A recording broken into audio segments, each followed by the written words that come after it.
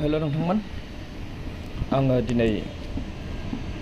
flight ticket cancel खालामनानै दिन्थिनो सानदों मानोना आङो 21 तारिख गाबोनहाय न'आव थांनांगौमोन दा आङो माखासे प्रब्लेमनि जाहोनाव थांनो हानाय नंला दा आङो टिकेटखौ केन्सेल खालामनानै दिन्थिनो नागिरदों नोंथांमोननो इजि माइ ट्रिपआव आं दानदोंमोन टिकेटखौ दा बेहाय हाबबाय आङो बेनिफ्राय नैबे बुकिंसआव क्लिक खालामनांगोन बुकिंसआव क्लिक खालामखांनायनि उनाव दा नोंनि आपकामिं जे फ्लाइट बेखौ दिन्थिगोन बाहाय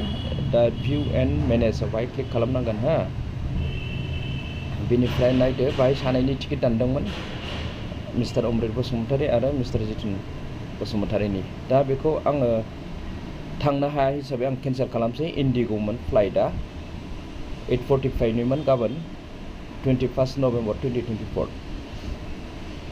बेंगलर टु गुवाहाटीमोन हा नोंथांमोन दा आं बेखौ उफाय गैया केन्सेल खालामसै नाथाय रिफान्ड मोनगोन ना मोना आं बेखौ मिथिया बेसेबां मोनगोन मोना आं फार्स्ट टाइम खालामनो नागिरदों दा नैबे केन्सेल क्लाइम रिफान्डआव आं क्लिक खालामसै बेनिफ्राय दानिया बाहाय सानैनिखौबो दिन्थिगोन हो दा आं मोनसेल' केन्सेल खालामनांगौ ना आङो आंनिखौ केन्सेल खालामसै दा बाहाय क्लिक खालामबाय बेनिफ्राय नैबेहाय माखासे केन्सेलेसननि खोथा दङ नङा होमबा बेहाय बेखौ टिक मार्क होनांगोन मानि थाखाय खालामदों ना दानिया नैबे आइ वान्ट टु केन्सेल माइ फ्लाइट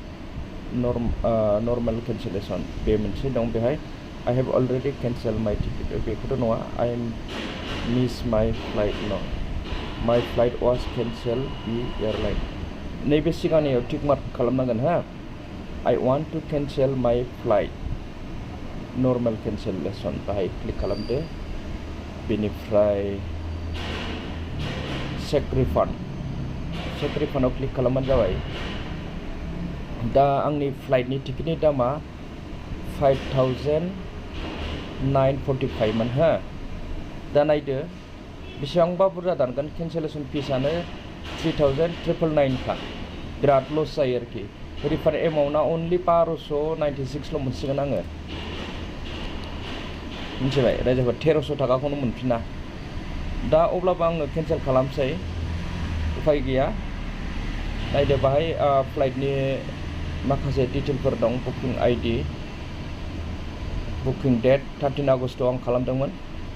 गोबां सिगांनो आं खालामनानै दोनदोंमोन नाथाय मोनसे उसुबिदानि जाहोनाव आं बे फ्लाइटखौ केन्सेल खालामनांनाय जाबाय आरोखि दा केन्सेल नावआव क्लिक खालामबानो जासिगोन आरोखि केन्सेल नावआव क्लिक खालामबाय आङो बेनिफ्राय OTP फैगोन OTP फैबाय नै बेखौ आङो कपि खालामनानै बाहाय पेस्ट खालामसै बेनिफ्राय साबमिटआव क्लिक खालामना होबानो बियो जायसिगोन आरोखि नोंथांमोन प्लिज वेट दा केन्सेल रिकुवेस्ट थांबाय हो आंनिया नायदो 916 क्रेडिट 916 थाखाल' फैबाय रायजोफोर लगे लगे हा दा केन्सेल खालामहरबाय आङो बेनिफ्राय बेवहाय मा देखायदों बेयो नैबे ट्रेननि डिटेलखौ आरोखि बबेहाय फैयोमोन बे टार्मिनेल 1आवमोन नालाय दा केन्सेल रिकुवेस्ट जाबाय हा बेखिनियानो नोंथांमोन जोबोद इजि नाथाय लं टाइमनि उनावहाय जुदि नोङो फ्लाइटखौ केन्सेल खालामोबा रिफान्ड मोननांगौआ बिराद खस्थ' आरोखि माने खम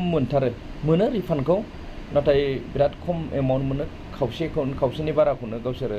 दाननानै लाखियो नायदो नाथाय 24 घन्टानि गेजेराव नों दिनै टिकेट दानानै 24 घन्टानि गेजेराव जुदि नोङो फ्लाइट टिकेटखौ केन्सेल खालामोब्ला बेवहाय माने फुल रिफान्ड मोनो आरोखि दा नाथाय आंना बेसेबांबा गोबावनि उनावहाय नै गाबोननो खारनोसै समावसो थांनोसै समावसो आङो टिकेटखौ केन्सेल खालामबायना बेनि जाहोनावहाय आङो बिराद खम एमाउन्ट मोननाय जाबाय आरोखि दा बेबायदि